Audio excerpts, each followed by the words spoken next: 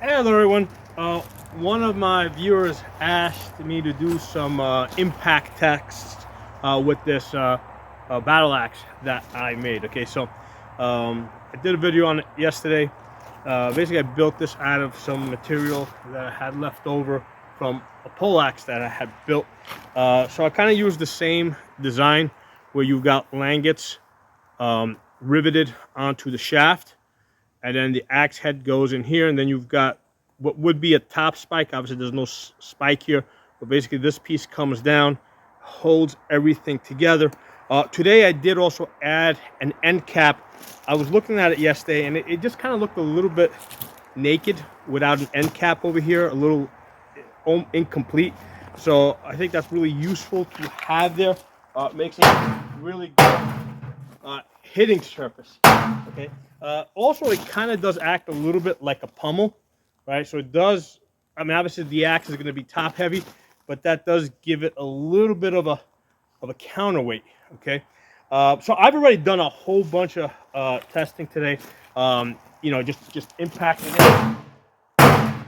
So you can see how it's beating that barrel in over there, and I mean, there is absolutely no movement on this thing.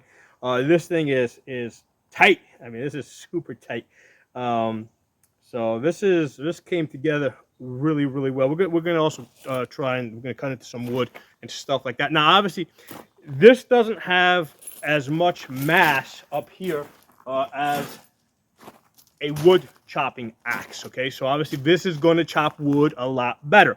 So even on the impact, you can see how that's just I mean, without me even like really swinging into it, just by letting this thing fall. I mean, it's doing a lot more work on that barrel over there. Okay, but the problem with an axe like this is for fighting. Like if I, basically I have to roll this around my head to get to one side to the other, right?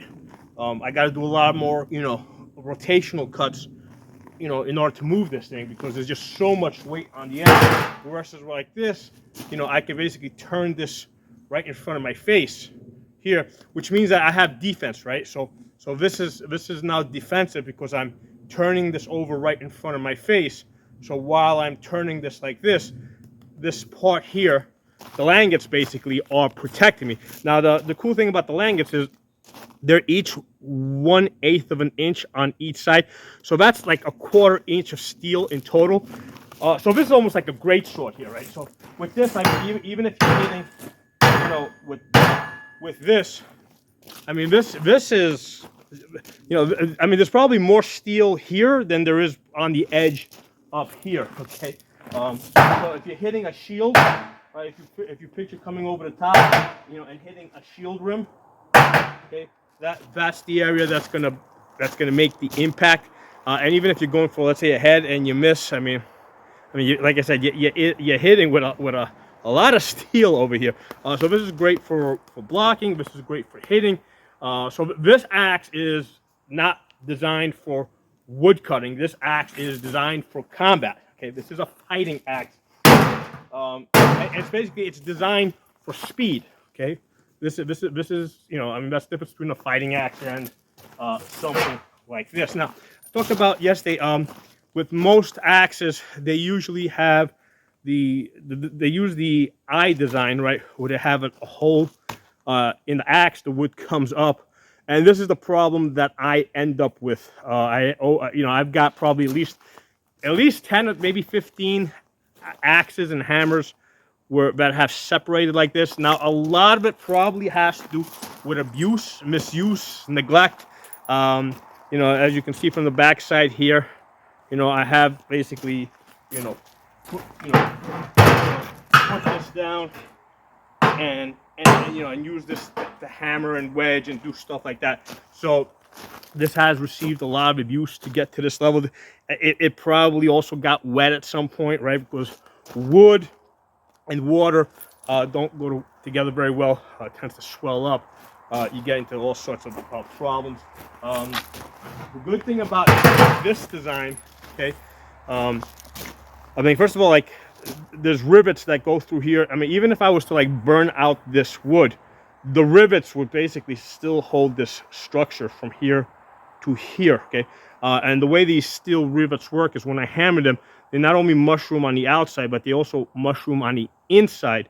So these two pieces, even if the wood was to, let's say I put this in the furnace and burnt this wood out, these two pieces could not collapse because the rivets have mushroom on the inside of the steel, and it would hold it solidly in place. Okay, so you know I've like when I put this together, like I said, I was basically working with leftover parts, some leftover material, and I've come to really like this thing, man.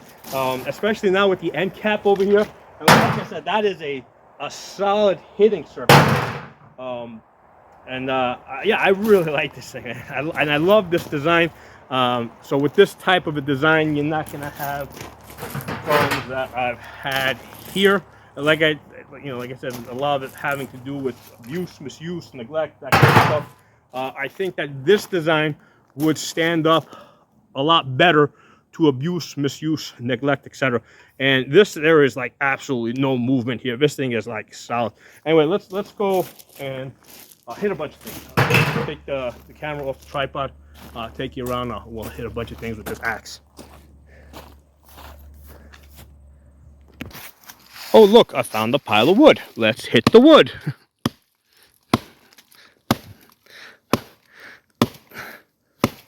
So it's doing a really good job of like smashing, basically breaking the wood. Now this doesn't have a razor edge on it, right? I did because again, this is not meant for cutting. This is meant for chopping. This is meant to, particularly hit not realistically not hit wood. It's meant to hit people in armor. Okay, either mail or plate. And the thing with the plate armor is the thickness is probably about the same as that barrel I was hitting earlier.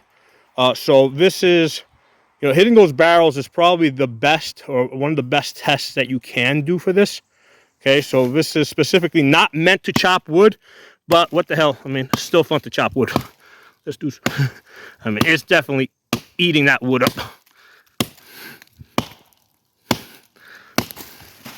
I mean, there's no question about it. This thing will chop wood, and again, there's absolutely no movement on that head. This design here, the way this thing locked together is really, really, really good. Let's go find a different target. All right, so I got a tree over here that's dead, but hasn't been dead for too long, so it's not gonna just, just like it's still got some juice in it. Those are the marks where I was hitting it earlier.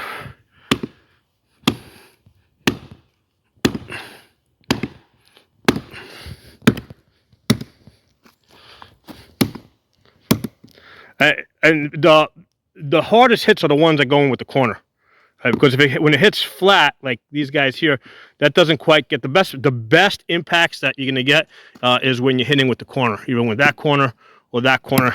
See how that really digs in there? Okay, see how it really sticks in there when you hit with that corner.